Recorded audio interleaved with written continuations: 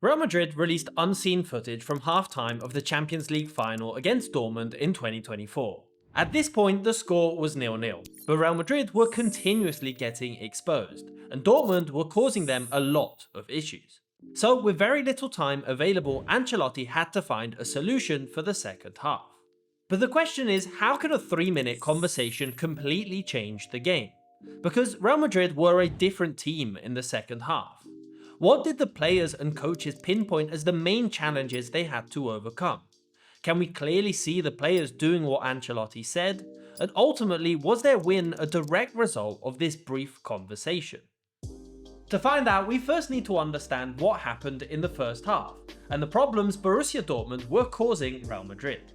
In possession, Real Madrid were adopting a pretty fluid formation. While it started as a 4-4-2, Kroos would drop alongside the centre-backs. Then, the wingers Bellingham and Valverde would move inside. And because Vini would always move to the left, they would create an overload on this flank, and free the space on the right for Carvajal to get forward.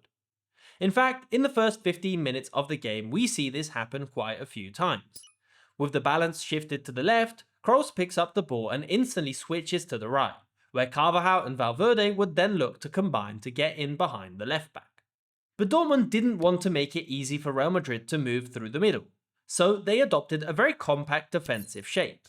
Their 4-3-3 would drop into a narrow 4-5-1, with the two wingers tucking inside to cover Bellingham and Valverde.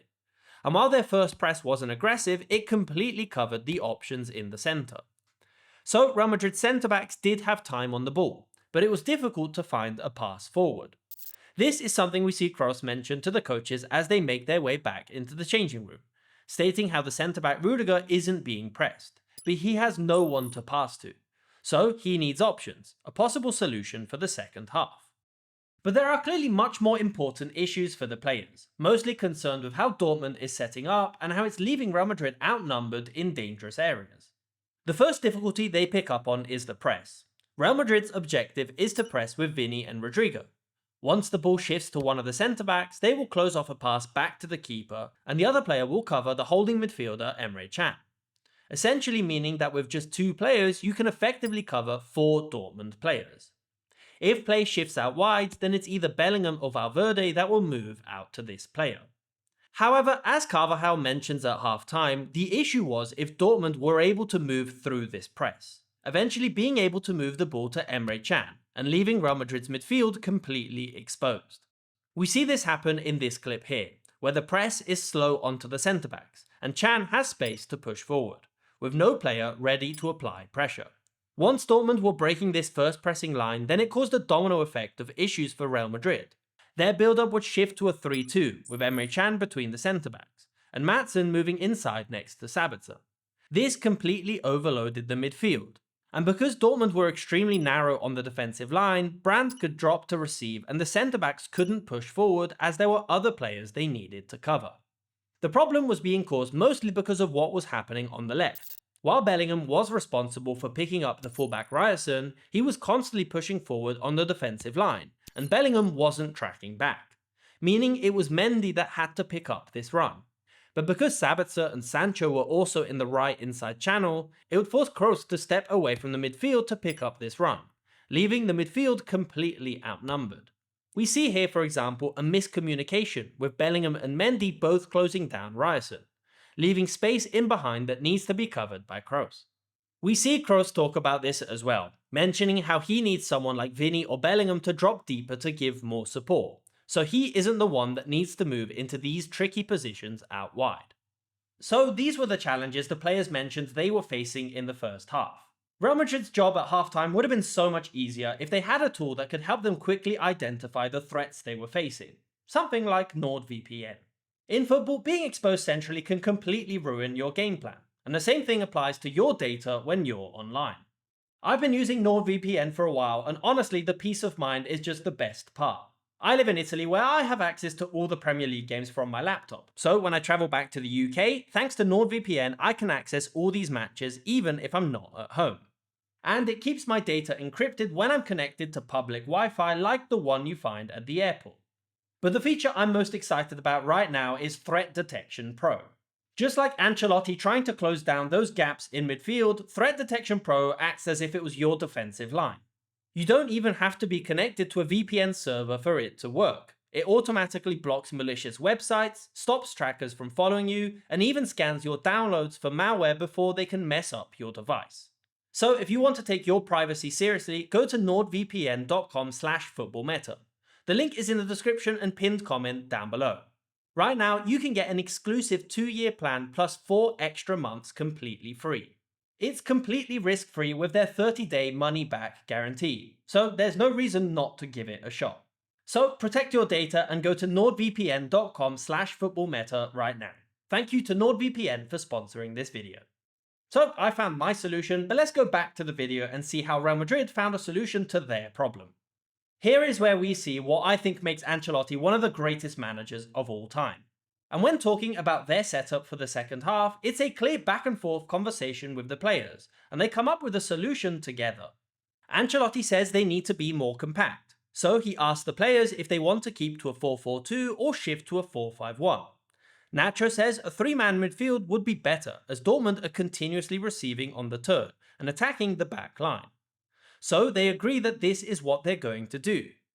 Then Carvajal gives instructions on how they need to press, stating how they should go man for man from goal kicks, but as soon as play progresses, they drop into a much more compact mid-block shape, completely closing off the midfield and looking to counter quickly. But did they actually do it? Knowing what we know about what was said at half-time, can we see a clear change in structure from one half to the other? The answer is absolutely yes. After 5 minutes, there's a goal kick for Dortmund, and we see the team is locked into a man-marking approach. This means Can isn't free to receive, as he's being closed down by Camavinga. So Dortmund go out wide, and after they push up the pitch, we instantly see a much more compact shape than anything we saw in the first half. Bellingham has tucked inside, and it's actually Vini that has followed the movement of Ryerson. This means Bellingham is on Sancho, and now all of a sudden the midfield overload that was so dangerous in the first half is no longer much of an option for Dortmund. In the first half, there were basically no moments in which the whole team was visible in a single frame. Now there are much clearer lines and a much more compact shape in midfield. Just look at the complete change in position from Vini, basically acting as a wing-back at times to ensure they can't overload the flank. Even when pressing, this was making it harder for Dortmund. We see, for example, in this clip how it's Bellingham and Valverde shuffling around the front. So there's a much more compact 4-man block in the centre, resulting in Dortmund starting to attempt more long balls from deep, and the tempo of the game starts to lower significantly. Which is exactly what Real Madrid needed in that moment. Dortmund's whole tactics were built on fast counters when Real Madrid were out of position. So by slowing down the tempo of the game, it made it impossible for Dortmund to stick to their game plan. This was a point heavily emphasized by Ancelotti, encouraging his players to risk less, but to not be so vulnerable to their counters. And as a result, we see Real Madrid slowly gain control of the game. Even in possession, there was a change in how they wanted to attack. We saw how in the first half, Rudiger had time on the ball, but few options to pass to. So in the second half, Real Madrid were a lot more stretched out, with more support on this flank, with Rodrigo, Carvajal and Valverde, meaning they weren't always looking for these long balls forward that was resulting in their midfield being exposed. But now we need to address the biggest question. Was their win actually down to this change in setup? Because when you look at the goals, one came from a corner and the other came from a mistake at the back. So it's easy to pinpoint at those two goals and say that they were lucky moments. But when you look a little deeper, the first goal came exactly from something that was discussed in those 5 minutes at half time. The move that led to these corners for Real Madrid came from this defensive mid-block, with Dortmund forcing a pass forward and Real Madrid having enough players to pick up the ball and send Vini on the counter. So we can see here how they had more players in the centre, making it harder for Dortmund to do what they did in the first half. However, when it comes to the second goal, as much as I'd love to claim that it was some tactically genius move from Ancelotti, it was essentially down to a mistake from Dortmund. But regardless of the goals, if Real Madrid had continued to set up in the same way that they did in the first half, Dortmund would have continued to create chances in a dangerous way. So even though the two goals weren't a direct result of a brilliant tactical move, this change in setup completely limited Dortmund in attack. So the win for Real Madrid is a direct consequence of this more disciplined setup they used in the second half. To finish this video, I think it's important to address why I'm actually making this video and why I found this topic really interesting in the first place. Because when you look at it, there's nothing really that special about a manager asking his players worth millions of pounds to play in a slightly different way at half time. Everyone in football does this, even at the lowest levels. But what stands out to me, and what I think we could all learn from this analysis, is the approach used by Ancelotti. Because a lot of managers at halftime will tell the players exactly what they need to do based on their interpretation from the sideline, or the statistics, or whatever it may be. But Ancelotti asks his players directly what they think will work.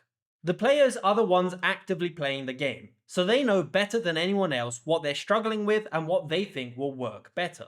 So why not include them in the decision-making process? What I love about this approach is that it gives players agency. By actively asking for their opinion and coming up with a solution together, it puts so much more power in the hands of the players, and it's so much clearer for everyone involved what needs to be done. And that was incredibly evident in that second half of football. Obviously, not everyone can do this, and you need a changing room full of world-class players with a lot of experience that can give valuable insight to the whole team.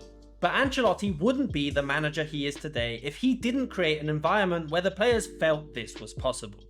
But let me know your thoughts about this in the comments down below. Do you think Ancelotti's approach is the best, or should a manager have complete control of the tactical decisions? If you enjoyed this video, I recently made a video on a small Dutch team completely changing attacking football. So if you want to know more, you can check it out right here. Thanks for watching.